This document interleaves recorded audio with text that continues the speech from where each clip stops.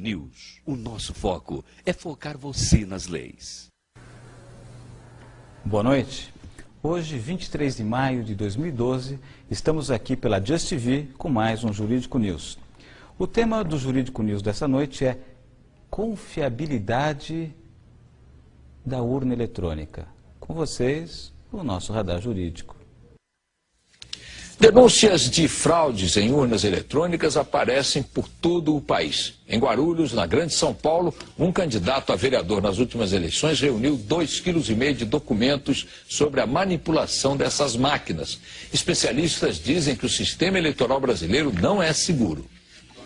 Não importa quem vota em quem, se a maneira de contar os votos não é confiável. Guarulhos, na Grande São Paulo, é o segundo maior colégio eleitoral do estado. Aqui as pessoas também desconfiam das urnas eletrônicas. Eu coloquei o meu candidato, apareceu outro. Candidato a vereador na última eleição, Antônio pediu a anulação do resultado. Várias cidades do Brasil, onde os candidatos estão reclamando, eles estão sendo taxados de candidatos derrotados. Derrotado é o eleitor, que pensa que elegeu um candidato, quando na verdade ele está elegendo outro. Derrotado é a democracia. O contador decidiu mergulhar em documentos do próprio Tribunal Eleitoral e cruzar informações em 2004, quando ele também disputou as eleições municipais. Em 1 ano e 6 meses, reuniu 2,5 kg de denúncias. O equipamento é programado por cartões de memória chamados flashcards. Cada um abastece 100 máquinas, uma de cada vez. No caso de Guarulhos, no mesmo horário, foram programadas 3 urnas ao mesmo tempo, o que caracteriza a clonagem. Outro fato que chamou a atenção: 79.927 pessoas não votaram na cidade naquela eleição. 79.927 somaram brancos e nulos. 79.927 foi o número de eleitores que justificaram o voto em Guarulhos. A gente poderia concluir que essa probabilidade é impossível, ela é infinita, e o mais seguro nesse caso é que alguma coisa de errado aconteceu na definição desses 3 números iguais. A Justiça considerou as provas insuficientes. Especialista em direito eleitoral, esse advogado foi entrevistado por nossa equipe de reportagem sobre o caso 4 anos atrás.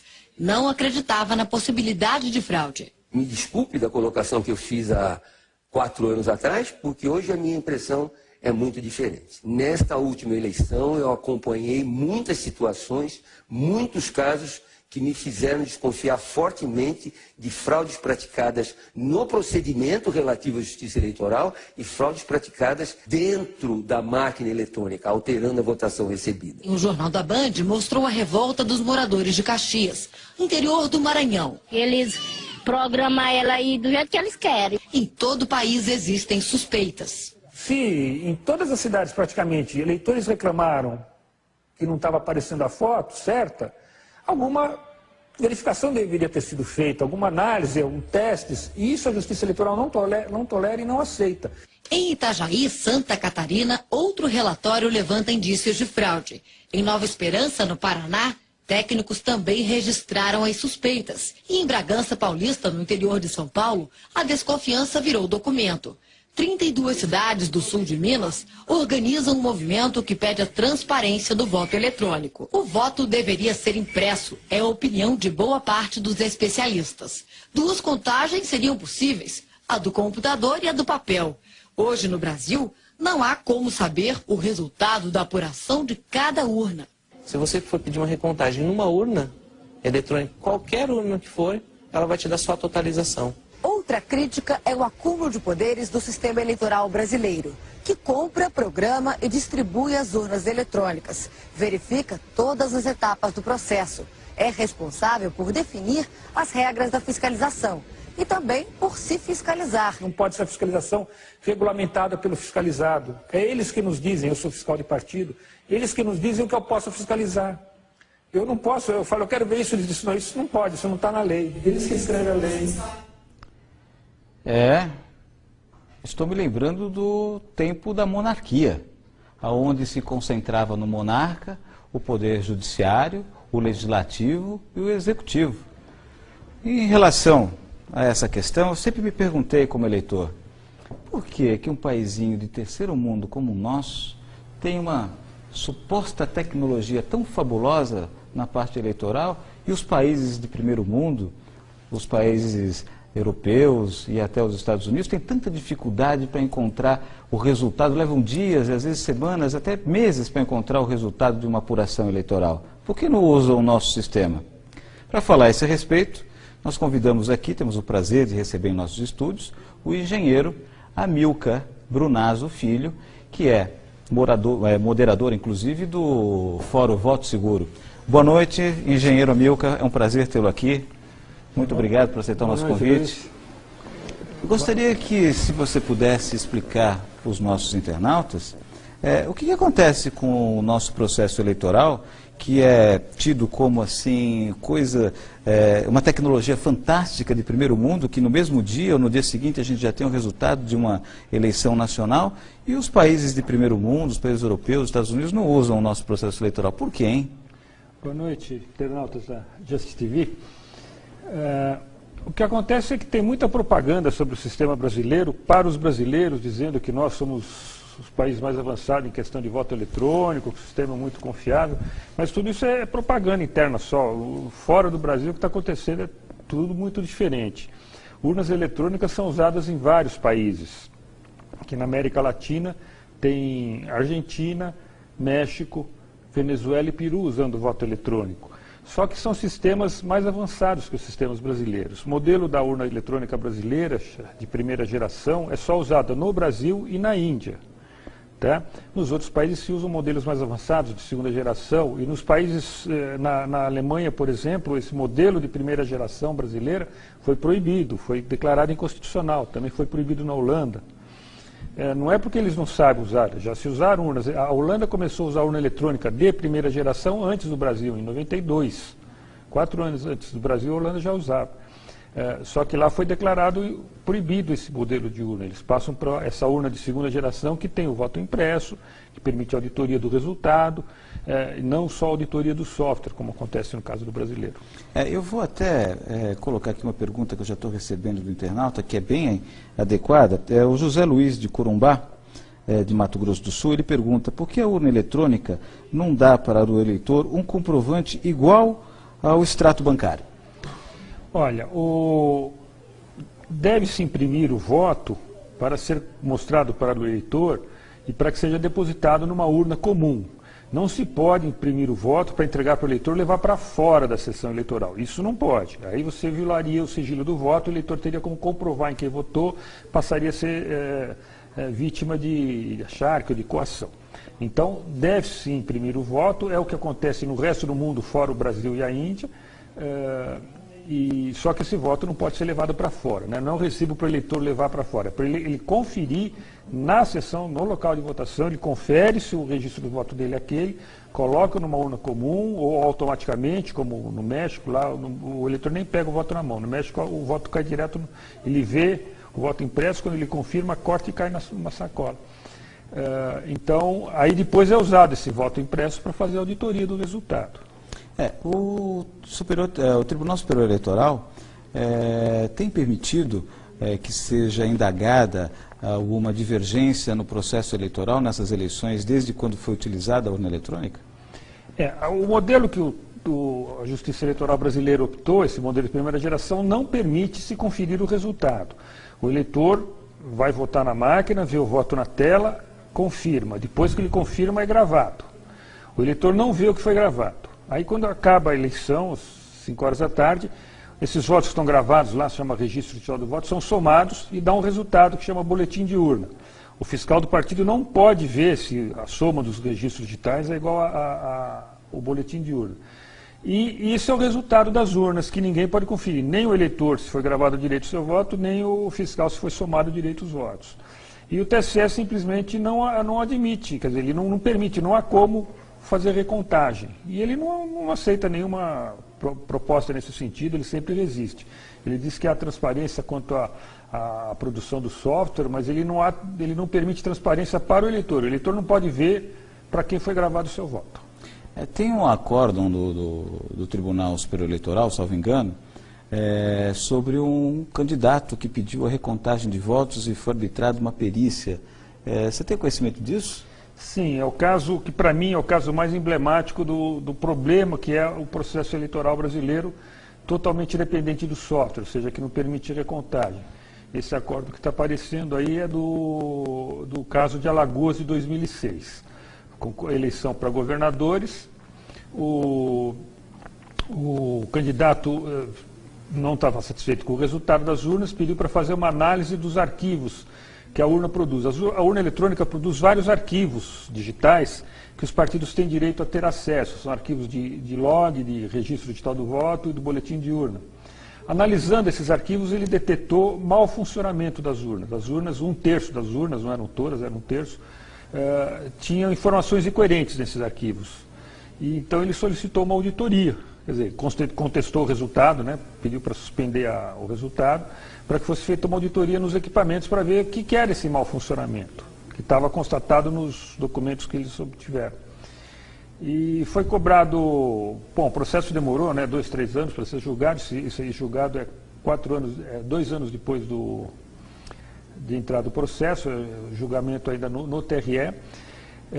Eles cobraram 2 milhões para o candidato para que pagasse os peritos que iam fazer a auditoria, e o candidato disse que não queria pagar esses 2 milhões, não é qualquer candidato que tem 2 milhões depois da eleição para gastar, né?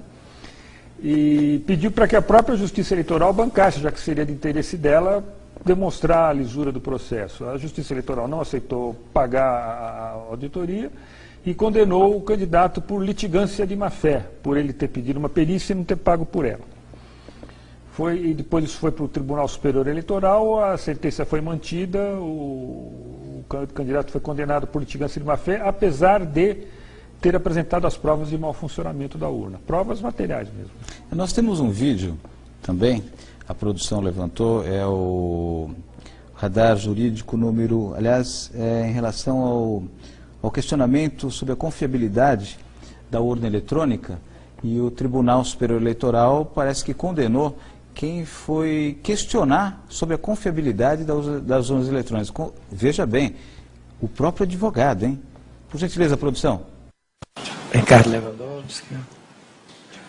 Presidente, eu vou pedir vênia divergência e manter a sanção de litigância de má-fé.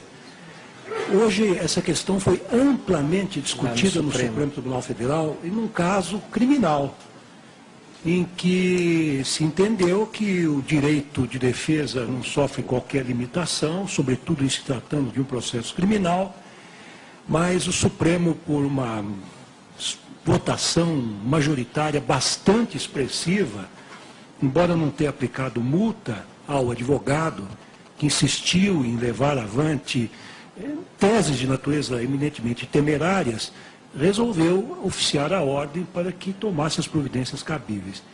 Neste caso, embora talvez não esteja claramente caracterizada a litigância de má-fé, no mínimo, me parece que a lite tem a natureza temerária. E nós precisamos começar a disciplinar, de certa maneira, esta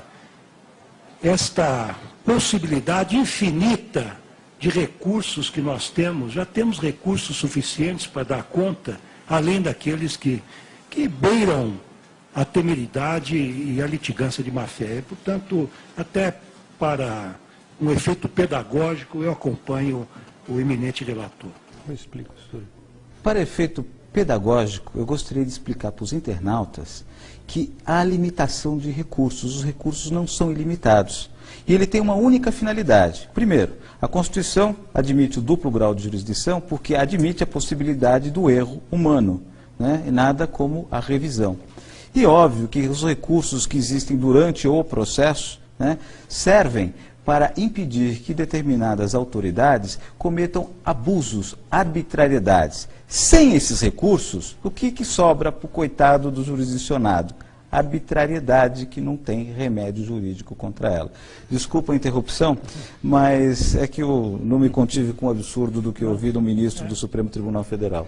O que ele estava dizendo aí, Luiz, é que quem ousar questionar as urnas eletrônicas, esse é o caso de Alagoas 2006, quem questionar as urnas eletrônicas será condenado por litigância de má-fé. Isso é uma ameaça, né? É uma ameaça. Uma ameaça. Não, e tem um detalhe ainda mais curioso, que logo em seguida, esse foi o penúltimo voto, último voto foi do presidente Aires Brito, né, que deu a sentença final, condenando por litigância de má-fé.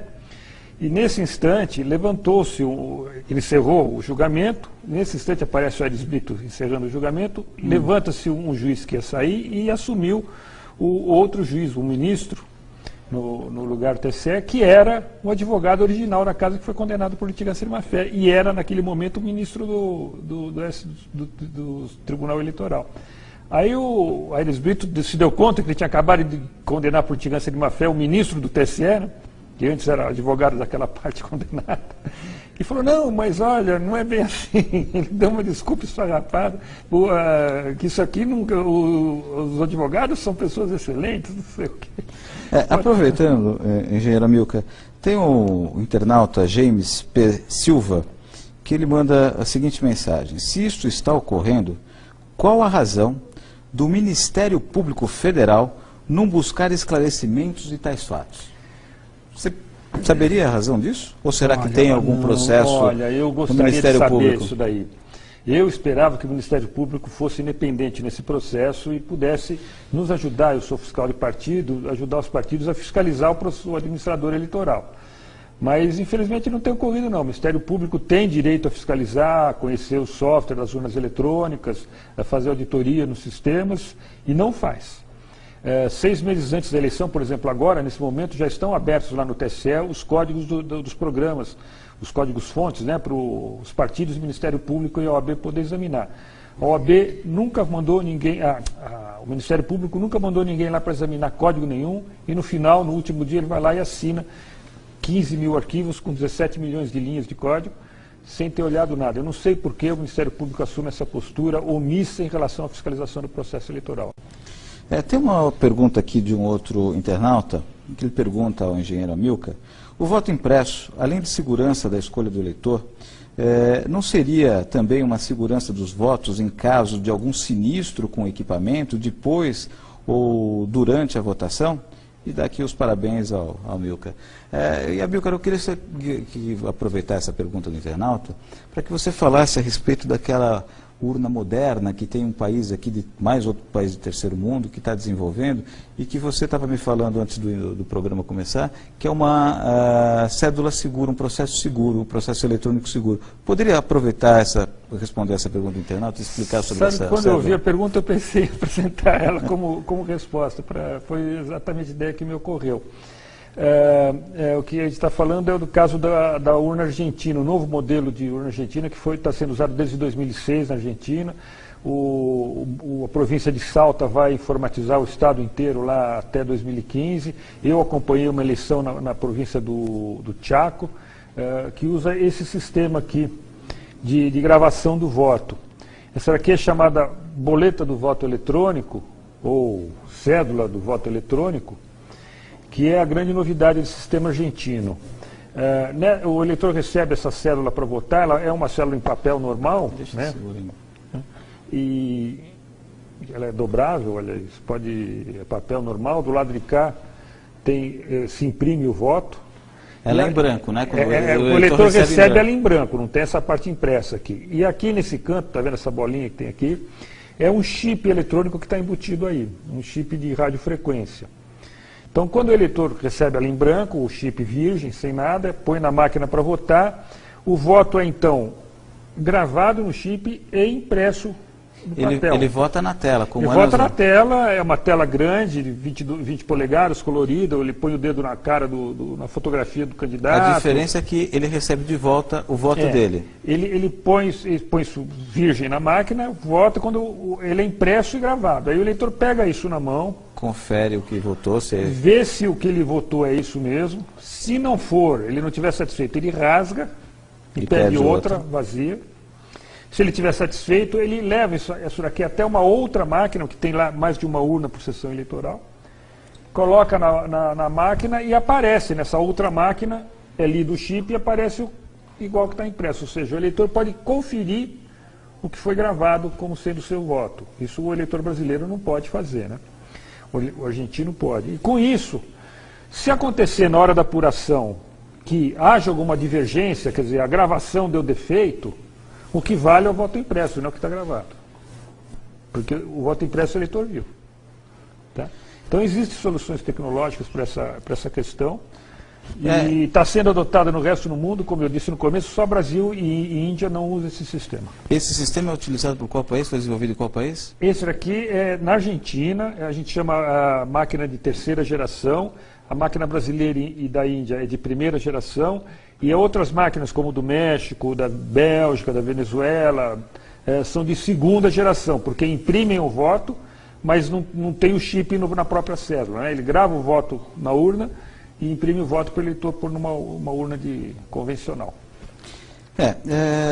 Parece que teve um outro país que andou usando as nossas urnas eletrônicas e devolveu, que achou que o sistema não era confiável. Qual foi esse país, hein? É o Paraguai. O Paraguai recebeu de graça 17 mil urnas brasileiras entre 2001 e 2005. E a última vez que usou foi em 2006, em 2008 foi proibida por falta de confiança dos partidos. Aí, inclusive, eu tenho uma informação nova, recente sobre isso. Eu estive na semana passada no Congresso em Lima, no Peru, Congresso Internacional sobre Voto Eletrônico, tiveram representantes de todos os países, inclusive do Paraguai, para relatar a experiência dele. Ele deixou bem claro o seguinte, que o governo paraguaio recebeu o dinheiro do governo americano para usar as urnas brasileiras, e não deu certo, eles acabaram sendo proibidas em 2008, e eles não estão conseguindo reimplantar o sistema eleitoral lá eletrônico por causa disso. E o curioso é o seguinte, na Venezuela houve urnas eletrônicas em 2004 e a oposição reagiu. Em 2006 a oposição não participou do processo eleitoral porque não confiava nas urnas eletrônicas. Mas como o sistema de lá é de segunda geração e imprime o voto, com o tempo, a oposição foi aceitando e hoje a oposição já usa as urnas eletrônicas venezuelanas nas eleições internas dos partidos. Então, por ter o voto impresso, eles puderam retomar, a oposição voltou e aceitou o sistema. No Paraguai não tem o voto impresso. Não há confiabilidade, onde não há transparência, onde não se permite, inclusive, sequer fazer uma auditoria em cima do processo que se diz eficiente e contra qualquer fraude. Eu gostaria de chamar um pequeno comercial e voltamos daqui a pouco para falar com uma outra pessoa que participou do processo eleitoral e foi testemunha, inclusive, de uma série de outros candidatos reclamando de fraudes nas urnas brasileiras. Até já. Voltamos a apresentar o programa Jurídico News. Voltamos no segundo bloco, estamos aqui com o engenheiro Amilcar, falando sobre a confiabilidade das urnas eletrônicas. E nós trouxemos aqui uma testemunha que vivenciou essa questão de fraude nas eleições, que não só dela própria, né, como ouviu de outros candidatos na época sobre problemas das urnas eletrônicas brasileiras. Ana Prudente, pode, por favor, passar para os nossos internautas um pouco da sua experiência? Boa noite a todos.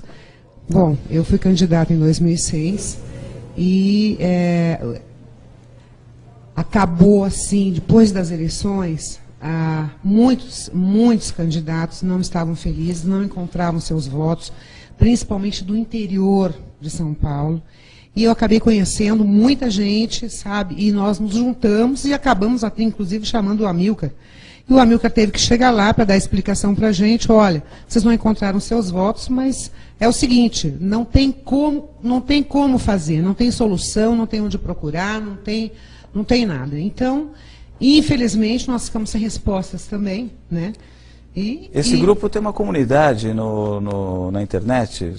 Não, olha, em 2006 eu já tinha desconfianças. Depois de 2006, aí eu realmente cheguei à conclusão de que as fraudes acontecem, né? Se o próprio candidato não encontrar o seu voto na sua sessão, é difícil, né? Mas aconteceu em vários lugares. Então, eu acabei criando uma comunidade no Facebook. O nosso grupo se chama Quero Meu Voto Impresso. É só digitar lá e pedir a entrada, que será bem aceito. Vem com a gente, porque nós precisamos crescer e nós precisamos exigir os nossos direitos junto ao TSE.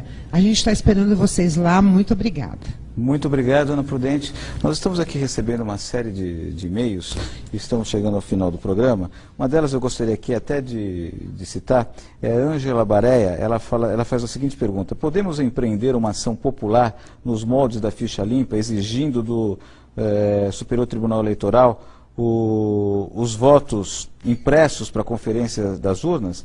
Só a população poderá cobrar a mudança nas leis? Correto?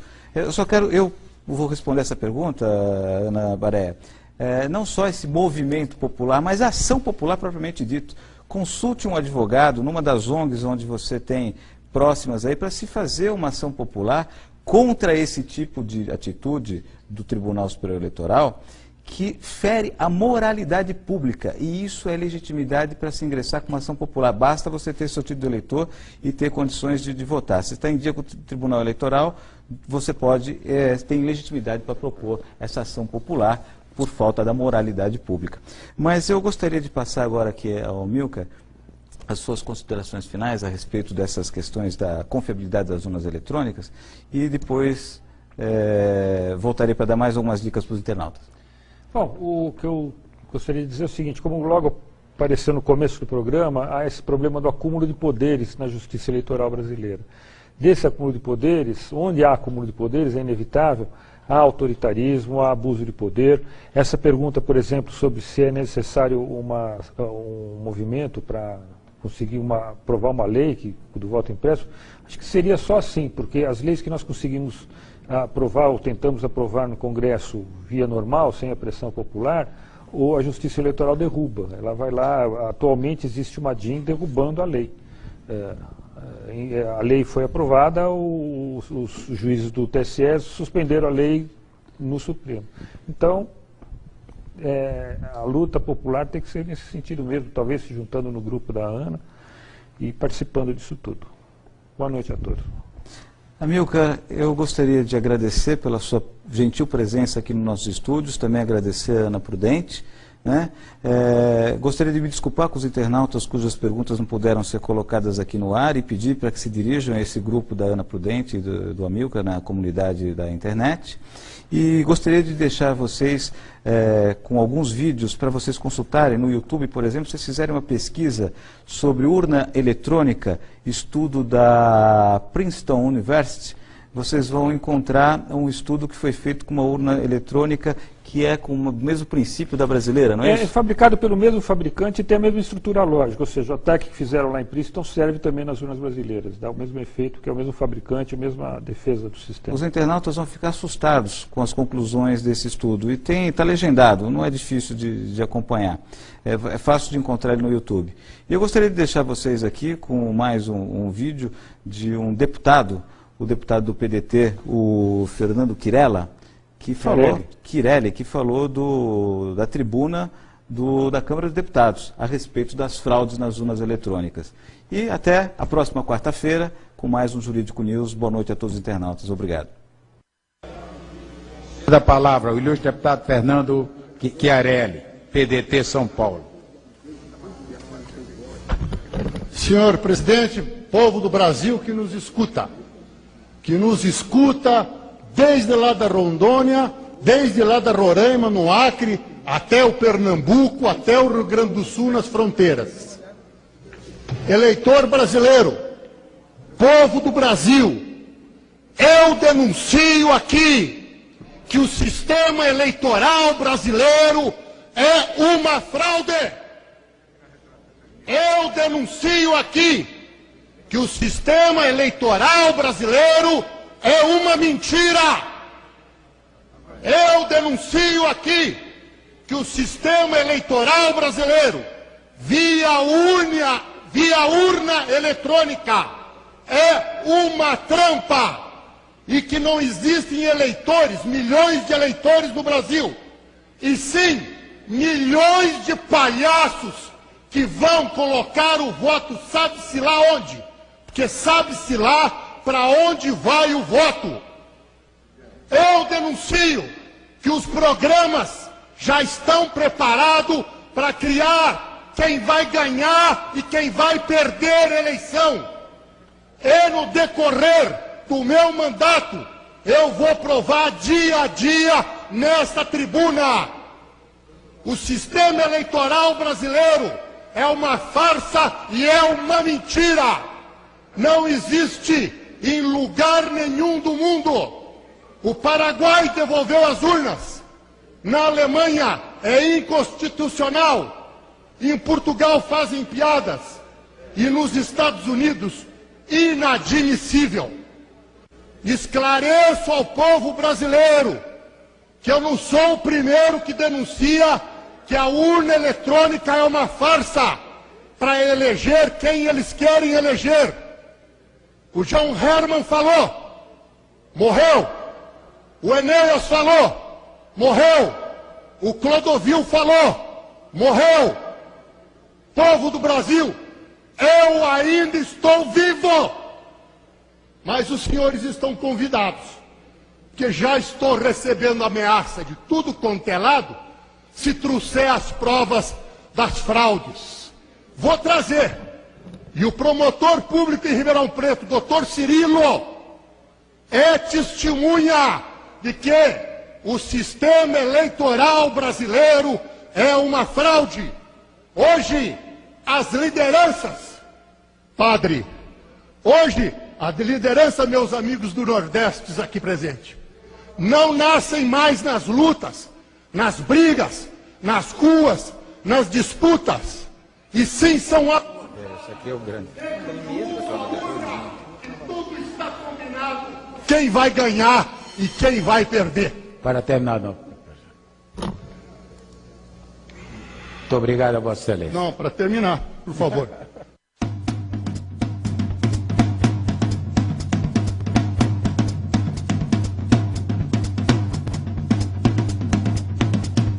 Jurídico News. O nosso foco é focar você.